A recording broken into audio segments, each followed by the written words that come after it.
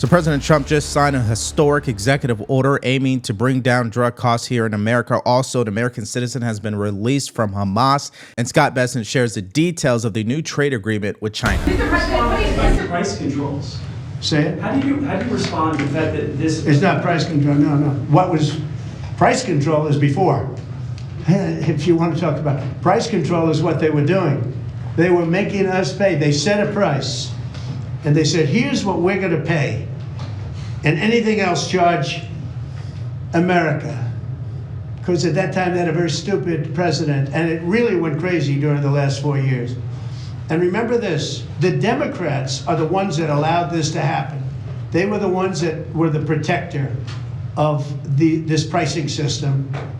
And I think it's going to be very hard. You'll have to ask Democrats, are they going to vote against the one great, big, beautiful deal that's being negotiated now, tax cuts, etc. We're now on top of the tax cuts and regulation cuts, all the things. Now you're going to say that the price of your medicine is going down by 60, 70, 80%.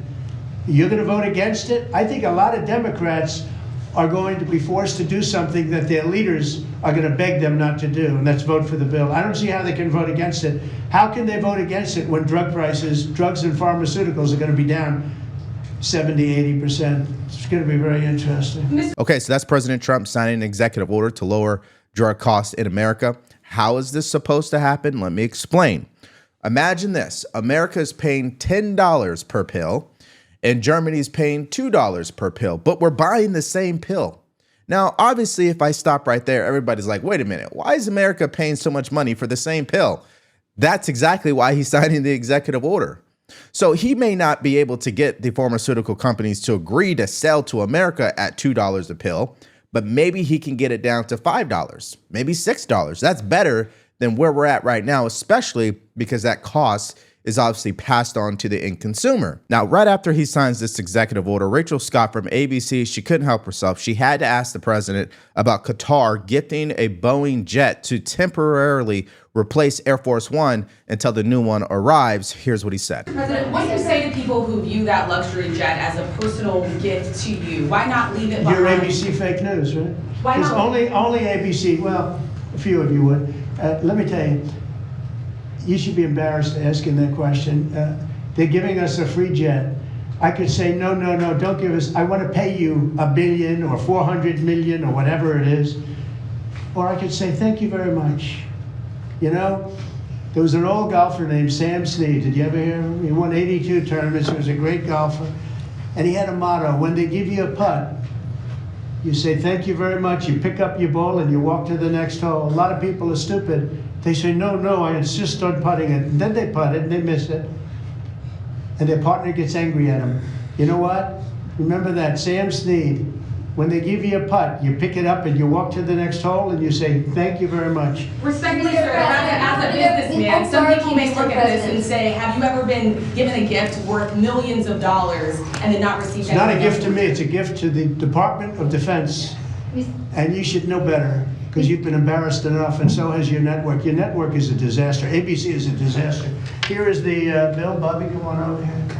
Now you're talking about trillions and trillions.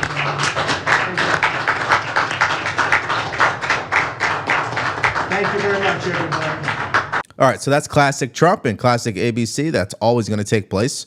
But let's get back to this executive order. I just want to touch on what the left is going to cry about here. They're going to say that President Trump is issuing this executive order and it's government overreach. It threatens pharmaceutical innovation. It uses price controls and could limit access, here we go, to life-saving medication. Okay, that's exactly what they're going to say. But here is the response. Number one, it's clearly false, because right now Americans pay nearly 3 times more for the same drugs made in the same factories that foreign countries get a deep discount on.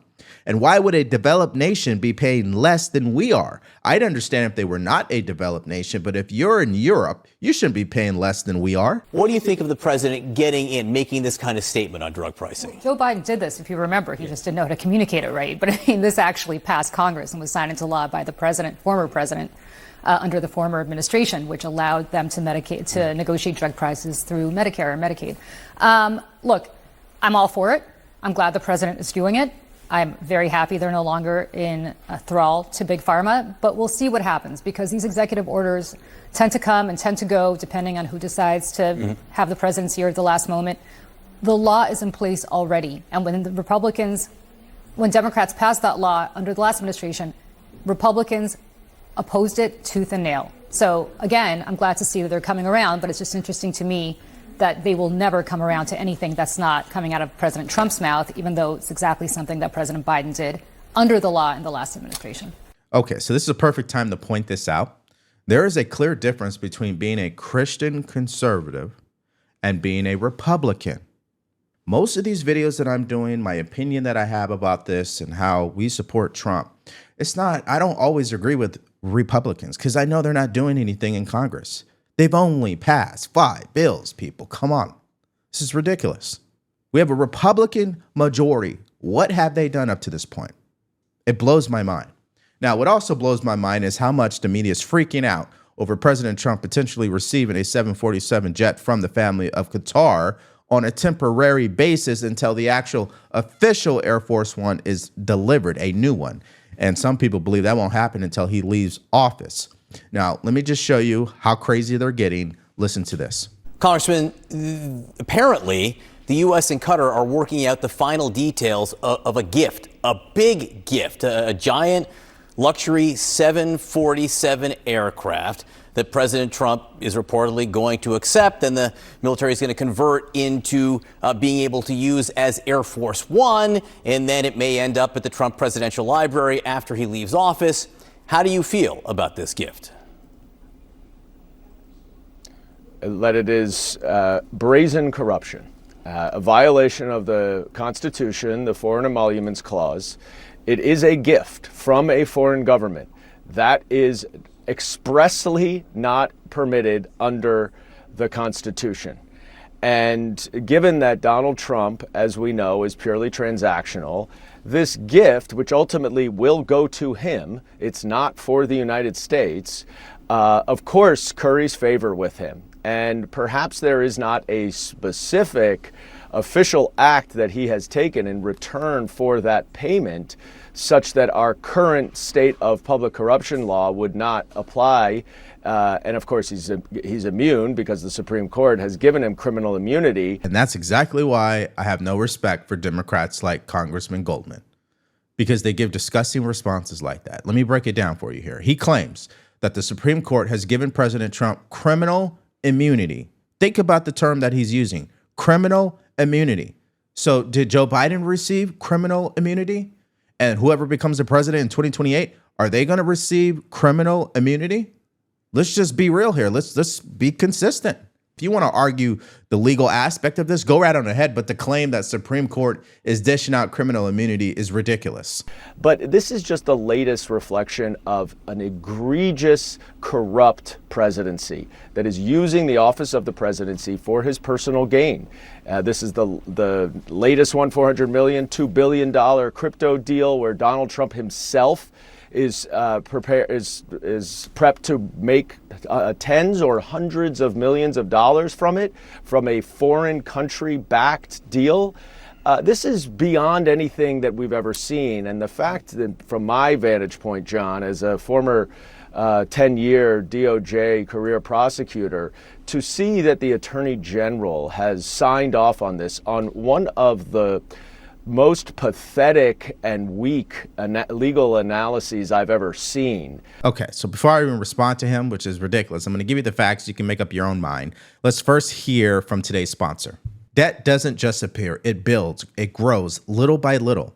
It comes from credit cards, car loans, medical bills, and suddenly you're feeling overwhelmed. But you're not stuck, because my friends at American Financing can help you, just like they do the thousands of homeowners every day, use their home equity to pay down high interest debt.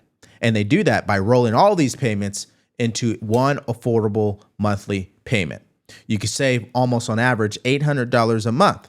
And get this, it only takes 10 minutes to get started with no upfront fees, and you're going to be able to work with a salary-based mortgage consultant. So there's no pressure, just honest advice.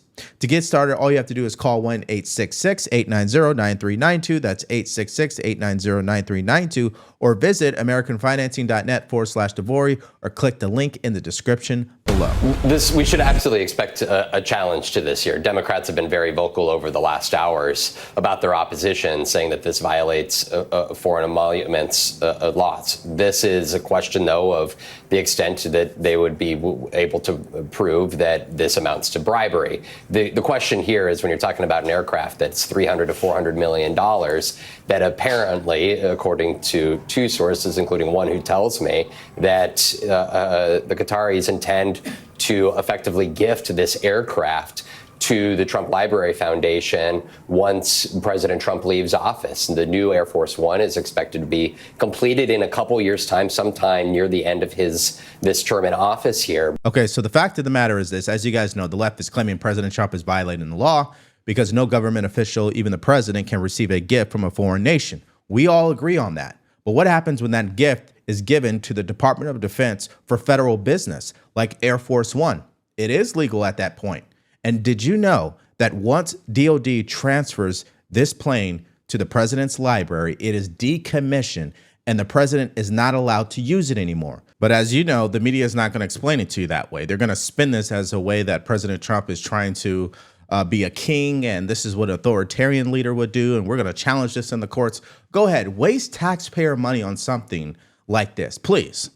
It's crazy. And I think this was just a gesture of good faith. And I don't get it. Someday it'll be like Ronald Reagan. They decommission them. You know, they get to a certain age, they decommission them. It'll go to my library. They're talking about going to my library in years out. But I thought it was a great gesture. And it's something that was done by Ronald Reagan. They actually decommissioned the plane and he put it in his library. And it actually has made the library, I think, a Boeing 707. It's actually made the library more successful. So it was good. Do you plan to use the plane after you leave office? No, I don't. No, it would go directly to the library after I leave office. I wouldn't be using it. No. That's exactly what I just said. And again, Democrats are going to continue to lose their mind over this. You don't think the president already knows what the law is regarding this? You don't think his team has already looked into this? I mean, it's just funny. It's crazy how they just lose it over things like this, and they waste energy on these stories that are not going to give them a return on investment, right? I mean, the guy just literally signed an executive order to bring down drug costs, but you guys want to talk about this instead. Now let's go to our next story, and that is Scott Bessent finally providing the details of the new trade agreement between us and China, and this is actually great news. Let's just watch this first clip. Take a listen. We have reached an agreement on a 90-day pause and substantially moved down the tariff levels. Both sides on the reciprocal tariffs will move their tariffs down 115%. What has to happen is it has to be fair for the American people. But in January 2020, President Trump produced a template. We had an excellent trade agreement with China, and the Biden administration chose not to enforce it. The Chinese delegation basically told us that once President Biden came into office, they just ignored their obligations. So this administration is running full speed to make sure that what we saw during COVID never happens again. So it's a combination of, it can be tariffs, but again, it is the administration moving as quickly as possible to make sure that we are self-sufficient in the strategic industries. Okay, so here's what you need to know. Number one, this is a verbal agreement. They did not sign on black and white, okay? And so they're going to revisit this in 90 days to finalize, and I guess it gives them enough time to work out additional details on coming to an ultimate final agreement. Number two, let's applaud Scott Bessent for calling out China because we know how dependent we've been on them and also the damage they did during COVID. And number three, mainstream media isn't going to like this because they're going to say that President Trump caved, and that's not exactly what happened here. What happened is both countries realized that more escalation is not the solution here. So let's take a step back. Let's lower the tariffs. and find some common ground. Global stock markets are soaring thanks to President Trump's latest trade truce with China, and the world's two largest economic superpowers have agreed to slash tariffs by 115%. That means there's still some in there, but they're much lower, and it's for a 90-day period. So, Wall Street, the corner of Wall and Broad, liking the cooling off that they see. The deal cuts reciprocal tariffs, again, by 115%. And China will reduce pressure on U.S. products from 125% down to 10%. The U.S. will temporarily lower tariffs on Chinese goods from 145 to 30%. So you see. We actually have a fresh start with China. That's the way to think about these negotiations, that we've come in with these reciprocal tariffs. We've described the non-tariff barriers and tariffs that disadvantage American workers. And folks are coming to the table, and it's really stunning how quickly they're moving and how dramatic the changes are. Imagine we're selling beef in the UK again, and China has the 10% tariff, reciprocal tariff that we're charging the UK. All of this has happened because of President Trump's leadership. He's shown people that, look, we're not going to stand for this ridiculous behavior that we've been observing over the years. But then people come in and say, yeah, you got us. And then they work out something that's good for both countries. And so I think it's really a very historic fresh start in the relationship between the U.S. and China, given how much movement there was over the weekend.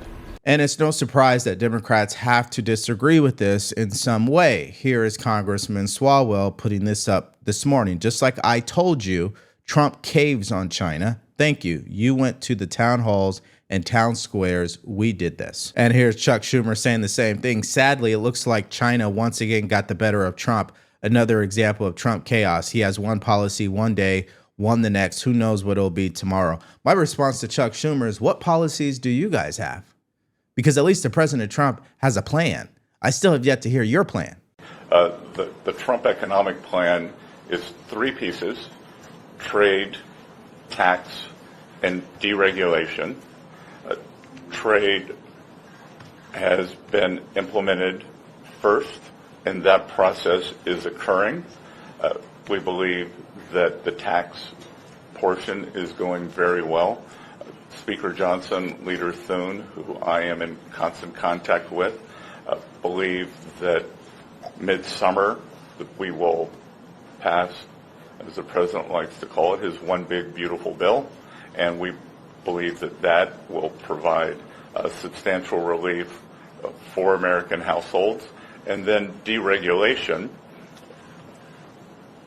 a hidden and pernicious tax on American households, is regulation. We believe that the last administration added several $1,000s a year to American families' cost, and that we will be not only cutting those substantially, rolling that back, but cutting those substantially. So it's clear that the Trump administration has a plan that is based on three major parts. And in regards to what Chuck Schumer had to say, they don't have a plan. They have zero policies, no solutions, except to fight against President Trump. And you'd think they'd be exhausted by now. And they would have learned their lesson over the past decade, especially this last election, but apparently not. Now let's move to our next story, which is huge. Just good news overall. Eden Alexander, who's an American citizen, who was captured by Hamas, spent 589 days in captivity, was just released. Here's President Trump making that announcement during his press conference. Take a listen. And third, I'm very happy to announce that Eden Alexander, an American citizen who until recently most thought was no longer living, thought was dead, is going to be released in about 2 hours, actually. And he's going to be released before the eyes of Steve Witkoff, who has done a fantastic job. And again, they thought he was dead just a short while ago. His parents are so happy. They're so happy. So it's, as you know, Eden's the only American citizen who's captured and held hostage by Hamas since October 7th, 2023. And he's coming home to his parents, which is really great news. I mean, to me, it's big news. They thought he was dead. So that's that. Now, the reason why this story deserves their attention is because it wasn't Israel that actually negotiated Mr. Alexander's release. That's just unfortunate to hear. But more importantly, that it was America that was negotiating and got this done. So again, you got to give President Trump some credit when he is doing things that are right by our American citizens, especially our country, and for humanity. But we know media won't do it. However, CNN had to acknowledge that this wouldn't have happened without President Trump. Take a listen. Well, look, they are not saying this publicly, but the Israeli government got completely bypassed in this deal, got completely sidelined by the Trump administration, which worked directly with the Egyptians and the Qataris to talk to Hamas and to secure the release of this Israeli soldier with American citizenship, Idan Alexander. And it comes at a time when the Israeli prime minister had been preparing for something much different, at a time when he had said that the supreme goal of Israel's war in Gaza was not the release of the hostages, but the defeat of Hamas and Israel's enemies. Yeah, and that's kind of unfortunate to hear because at some point, these hostages need to come home. I mean, 589 days. Think about that for a second. I mean, I'm not too sure of how many people could survive that long. Okay, so that's number one. But number two, more importantly, again, President Trump deserves credit, his entire team, that is. And the reason why we're talking about it is because it's another American citizen who gets to come home, and the media won't bring it up. So they will obviously talk about the story, but they're going to limit the credit to the Trump administration, that is. So let's get your guys' reaction to all of these stories in the comment section below, starting with the signing of that executive order to bring down drug costs in America. Also, the gift from the family of Qatar to the president, which I went over the facts with you on. And this good news of seeing another American citizen come home. Let me know what you guys think about all of that in the comment section below. Now, in this next video that you should check out for yourself, 3 Democrats went on to CNN and tried to defend their terrible behavior. These are the Democrats who stormed the ICE detention center in New Jersey. And listen, they're scrambling because DHS has threatened to arrest them. If you missed out on that story and more from yesterday, all you have to do is click on that video because it's coming up right now.